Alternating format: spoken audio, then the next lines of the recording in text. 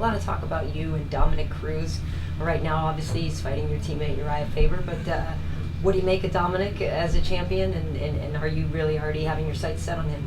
Like I said before, I've visualized me knocking that dude out since I was 16 years old, when he was in the WEC, and that's the guy that I knew I was going to lock horns with one day, and now it's surreal. It's almost about to happen, so I've been getting ready for him mentally. Now it's just putting the physical camp in and getting the call. But I don't know. I mean, he's a great fighter, but my style, I'll knock him out 10 times out of 10. So Cody, you said on Tuesday you want 203 Caraway. Caraway then says he wants a title shot. You then meet with the UFC later on in the day. Did you get what you wanted? We haven't really discussed, talking about the next fight. I told him I'm a company man. I believe my performance was better than Caraway's against Aljamain, so I don't believe that he deserves a title fight over that. If anything, fight me at UFC 203 and for the #1 contender spot, and then we'll go from there. Do you think it's going to happen? Are you confident? I'm confident. Yeah, I'm confident that I hope that I get that fight in Cleveland. That would be amazing. But whoever I dance with on that night, it's going to be a bad night for them. That's my home state. I really turn up when more pressure and coming home and fighting in front of the hometown crowd really motivates me. So I'm ready to fight whoever. What's it like getting the red carpet treatment at the Zuffa headquarters, taking a selfie with Dana White a day after or 2 days after your win? Is that kind of surreal? All of this happening very quickly for you? Sometimes, it's fast paced, but I always constantly remind myself in my mind to just, be thankful, enjoy the process. You worked hard for it, and, just to stay humble and hungry. Dominick said this week that Uriah would beat you. He doesn't want to fight you, yeah. But that you don't want to. What was it? Uriah doesn't want to fight you, but he would still beat you. I think that was the scenario that he laid out. Did you hear those comments? Yeah, I definitely heard his comments. Dominick's a pussy, you know what I mean? He was trying to put a fight between me and Faber because he's scared to fight me because he knows I knock him out. I'm already in the champ's head, and you should be worrying about your adversary in Faber, who is, that guy. When the lights turn on too, he's a gamer. Cruz wants to say Faber hasn't touched the belt in 4 years, but still, Faber has been active for that 4 years and still stayed at the top, waiting to get another shot at you. So that's dangerous as a guy that, as what he did. Faber stayed there active and still stayed at the top and got another title shot. So, and he's his first loss. They had a close fight the last fight, and like I said, Faber's been on top that whole time that Dominick was silent. So. Dominick shouldn't overlook Faber in this fight. He's looking amazing in camp. I'm excited to see him go out there and get this strap.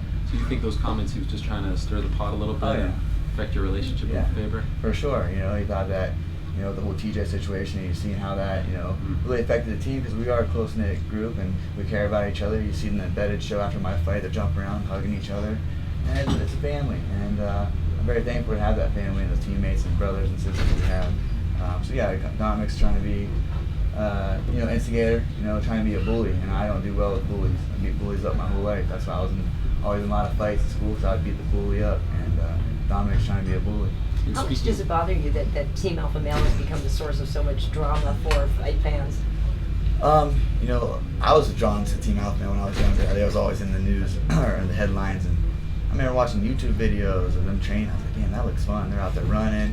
Faber's got a shirt off. He's got his hair blown in the, his hair blown in the air. I'm like, oh, this is cool. I'm from Ohio, so California looked cool to me. So I was attracted to it. And you got haters and you got supporters, but just like anything, we got over it. We had that period of time where we were there, and we had your doubts even, but we came together. Uriah always brought us together and had meetings and kind of like family. You go through that as a family sometimes. You stay together and you talk through it, and that's what we did. We all stayed on the same game plan, and the guys that stayed, and we decided we had to cut the fat out from everything that happened, and brought new coaches in. Danny Castillo, Justin Buckles, and Chris Holdsworth stepped up as coaches, and you can see the whole just attitude walking in the gym. I go an hour early just because I like to be there and talk with everyone. And it's like going to high school again every day, but you're getting serious. It is. So I enjoy it. And I'm just glad there's good times that we're having now over like a year or so of just, okay, what's going to happen?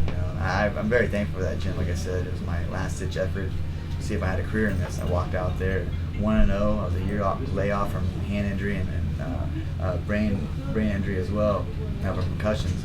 I was like, I'm not going to wait around. I'm going to send Uriah a tweet, which I sent him 4 years ago, and I remember him tweeting me back, and I made it out there, and it was great. He tweeted me back saying, "Yeah, come check us out." It took me 4 years to get out there, so I knew when I got out there, that was my ticket. That was my ticket, just to work hard, and he's helped me out, took me under his wing, taught me how to be a real martial artist.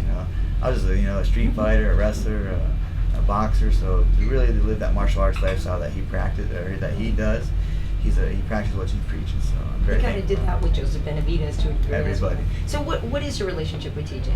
TJ, I don't know. I never had a close relationship with TJ, but everyone out there was, we're all brothers, so we kind of have that. Sometimes you have your cousins that you don't really want to see at a family reunion. You're like, all right, man, cool, just give me a head nod and walk past. You don't want to give him a handshake, but that's how I felt like that. But like I said, he believed in Dwayne, so he wanted to follow Dwayne to Colorado, and I respected that. But the way he went about it was why I was so open to my comments about that, because I believe family. Family is when I had nothing. Family is all I had.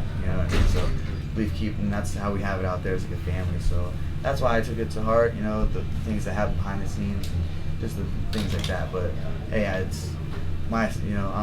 I focus on myself, and I'm just happy that our team is doing great, and we've got amazing coaches, and it's been a great year. Cody, in a previous life, you were a boxer, so I'm just curious if you had any thoughts on the passing of Muhammad Ali.